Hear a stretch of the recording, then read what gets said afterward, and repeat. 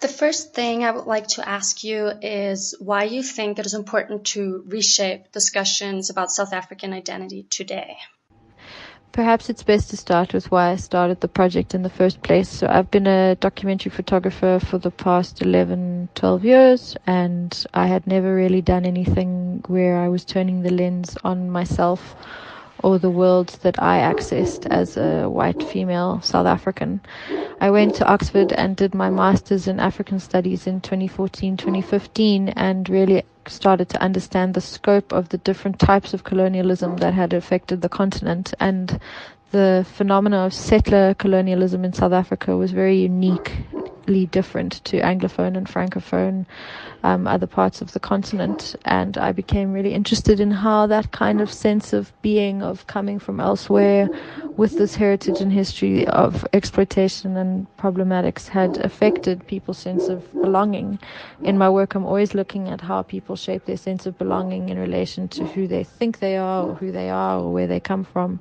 And I think that this kind of conversation is very necessary to be having in a post-Apartheid South Africa, post-Mandela, post-Rainbow Nation, post-TRC, because I think that these are conversations that haven't been had honestly, and there was a sense of a kind of washing over of everything and an absolution that wasn't really there. And that was why I felt it was important to do this project about identity.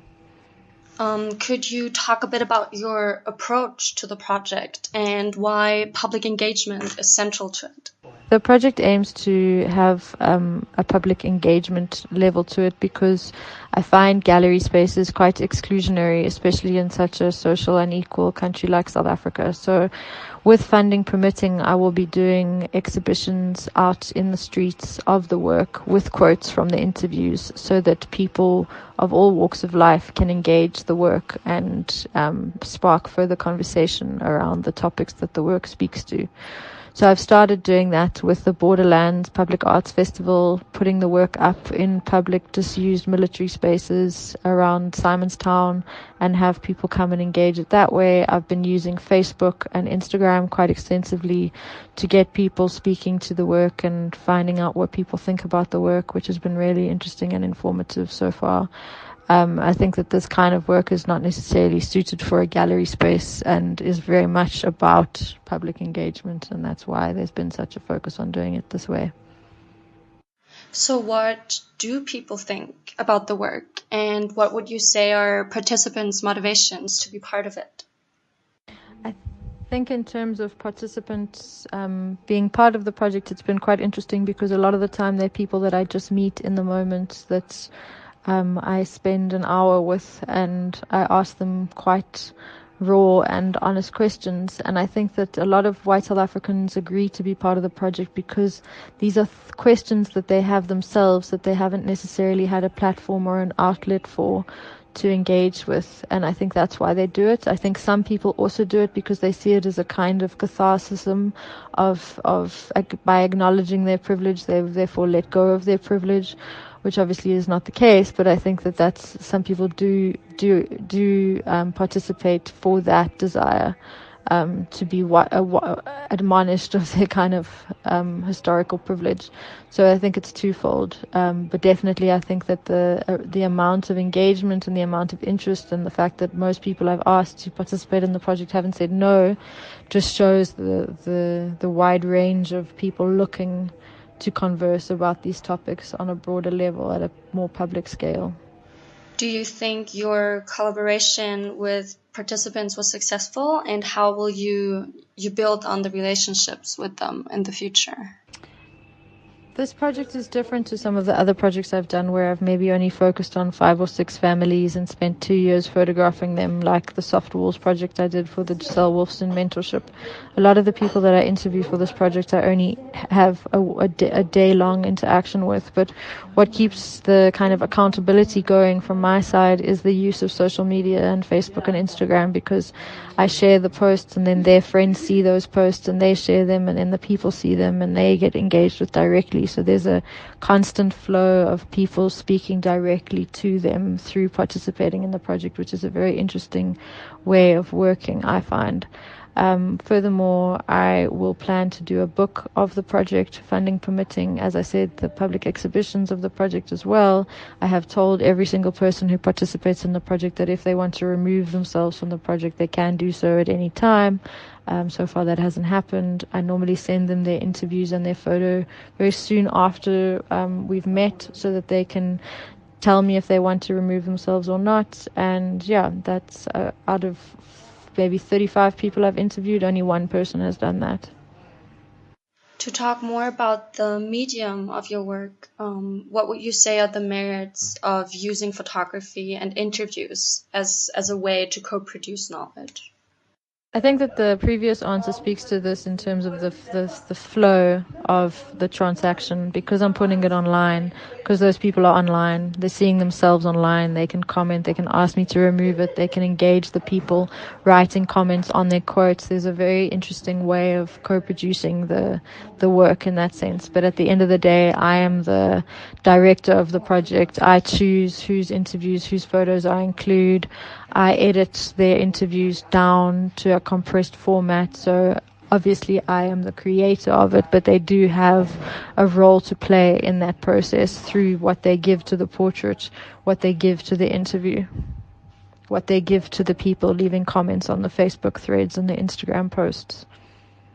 Were there any unexpected outcomes within the project, or are there things that you think could be improved? I think every project you learn, you improve, you grow through the process. I have done this project for the past 3 years in my personal capacity, self-funded majority of the time. The only funding I've received is this fellowship from maHp, as well as a small grant from the National Arts Council. I've done the project on days off. I've done the project in between takes of shoots. I've just done the project whenever I access spaces of whiteness, which as a white South African I do on a day-to-day basis. I think that in terms of improving the project, scope for international exploration of these themes is definitely there. Looking at this kind of idea around settler colonialism and belonging in places like Australia, places like Canada, New Zealand, America. This is a worldwide conversation that needs to be had around whiteness.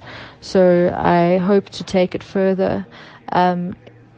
Unexpected outcomes of the project. I guess that one of the most surprising things I found was I didn't include people of color in the project because I didn't feel like it was up to them to explain the effects of whiteness anymore. I felt like this is something that white people needed to talk about and really engage with honestly, because part of whiteness is that you don't have to engage it, because that is the privilege that whiteness has afforded you. And it's been really interesting to see how many people of color comment on the posts on Facebook and share them and send me messages saying, you know, this is really interesting for me because I'm accessing conversations that I can only imagine would happen around like dinner tables of only white people. So I think that there's something really interesting in that, but at the same time I think it's necessary for me to collaborate in the book process of this with a person of color writing about the photography, because I think that if I just create this platform for whiteness with only white voices, obviously that's further creating whiteness. So definitely needing to diversify the outputs of it is something that I'm looking into now. My last question for you would be, what is the overall message that you want to send out with the project, and what do you hope the people inside and outside the project take from it? The message of the project is that photography has been used as a colonial tool of othering and constructing a gaze in Africa for many, many, many years. And in order for power dynamics to really shift, that the tables need to be turned. People need to be asked these difficult probing questions about themselves, about their sense of place, about their sense of privilege, and how they come to terms with that and how they navigate that. In order for real transformational change to happen, I really do believe that we need to be having these conversations. And while social media has been a very useful tool for me to place it out into the public realm, social media also becomes a very dangerous place in terms of the attention deficit of how people engage it and the flick through trolling of oversaturation. So that public level of that, of putting these photos into public spaces, everyday spaces, shopping malls and the like. I really want more white people to see and hear from other white people about these topics, because these are things that we cannot ignore any longer. These are topics that need to be discussed, around reparations, around the effects of apartheid, around land, around inequalities, because for the most part, white South Africans didn't have to do anything to live in the new South Africa. And the time of just sitting back and being comfortable cannot continue in this way, as we're seeing in the political space, in the public space more and more. We need to really assess where we're going forward as a country, and in order to do that, we have to address these racial and class inequalities that the country faces still to this day.